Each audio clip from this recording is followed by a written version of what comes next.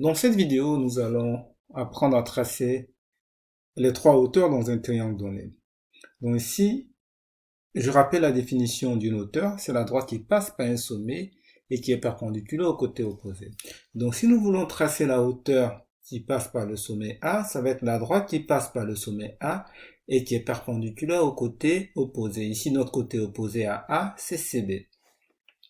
Pour tracer donc la hauteur qui passe par A, c'est très simple, nous allons prendre notre équerre. Donc si nous prenons notre équerre, regardez bien, on a deux côtés perpendiculaires sur notre équerre. Un des côtés perpendiculaires va aller sur le côté opposé qui est CB et l'autre côté perpendiculaire va aller vers le point A. Donc ici, ce que je vais faire, je vais donc tourner mon équerre dans ce sens, de telle sorte que vous voyez que ce côté de l'angle droit de mon équerre, je vais le mettre sur CB et ce côté-là, il est vers le point A. Donc, je vais ajuster mon équerre.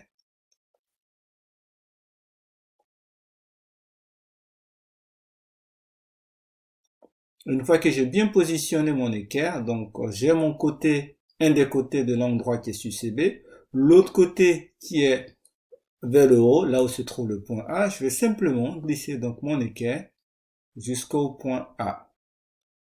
Donc là, maintenant, il me reste à prendre donc mon crayon et à tracer ma hauteur. Je vais tracer cette hauteur en rouge.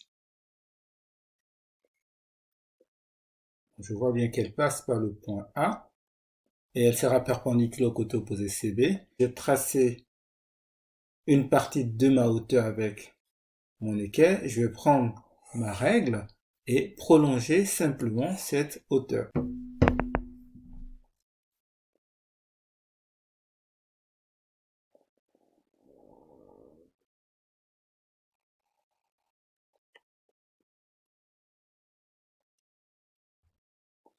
Donc, après avoir prolongé notre hauteur, donc nous n'allons pas oublier de coder notre sujet.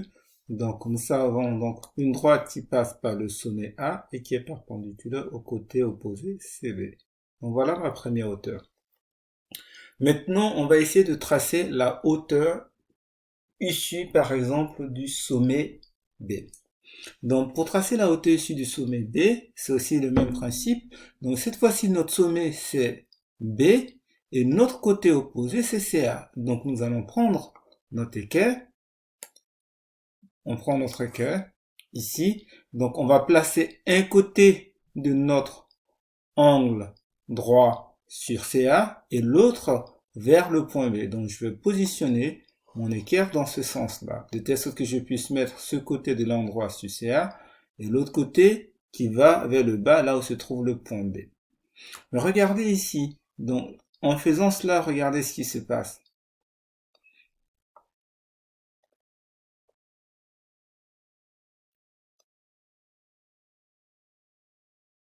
Donc voilà, j'ai placé donc un côté de l'endroit de mon équerre sur CA et l'autre côté vers le bas, là où se trouve le point B. Mais si j'essaie de glisser mon équerre pour arriver au point B, vous voyez que finalement, je n'aurai pas assez d'espace parce que ce côté de l'angle droit, il pourra jamais arriver sur le point B. Donc pour cela, il me faut prolonger la droite CA. Donc c'est ce que je vais faire. Donc on va prolonger notre droite CA avec une règle.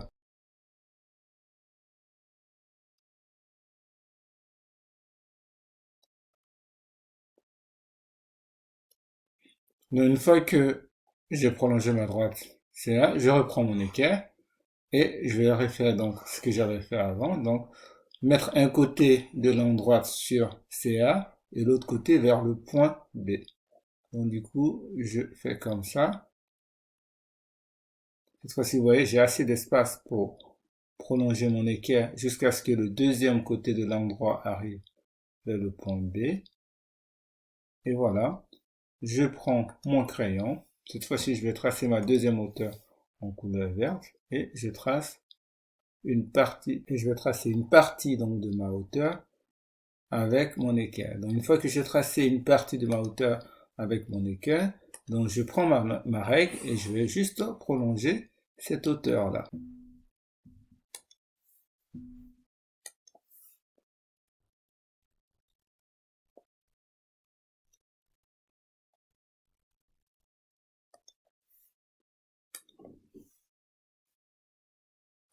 Donc, je n'oublie pas de coder. C'est la hauteur issue de B, donc ça passe par le point B et c'est perpendiculaire au côté CA.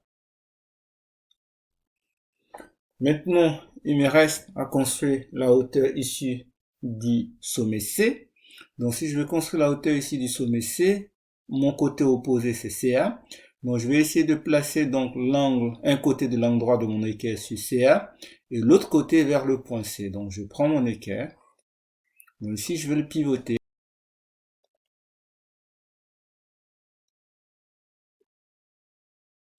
Donc là, je vais essayer de glisser donc vers le point C.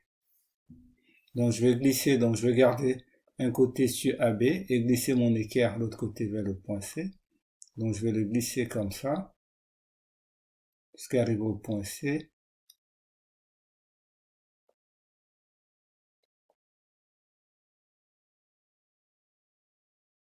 Je vais tracer ma hauteur issue du point C et qui est perpendiculaire au côté AB. Donc je vais tracer ça en couleur vert aussi.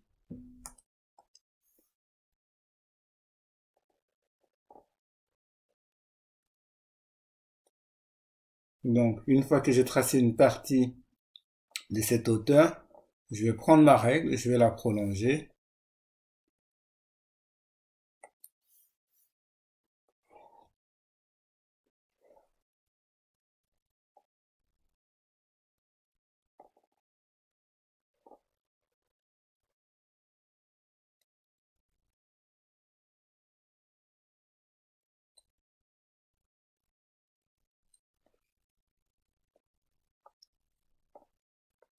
Une fois que j'ai prolongé donc cette hauteur, vous voyez bien que cette fois-ci, cette hauteur ne coupe pas la droite AB, donc je vais aussi prolonger la droite AB, comme ça je vais pouvoir indiquer mon angle droit. Donc ma règle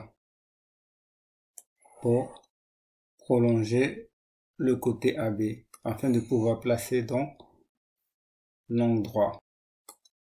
On va prolonger donc le côté. Prolongeons maintenant le côté AB pour pouvoir couper la hauteur qu'on a tracée.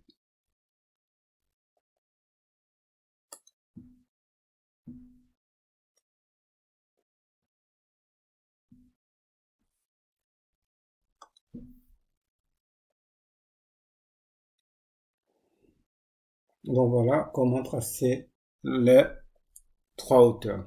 Bon, en résumé, pour tracer une hauteur dans un triangle, c'est très simple.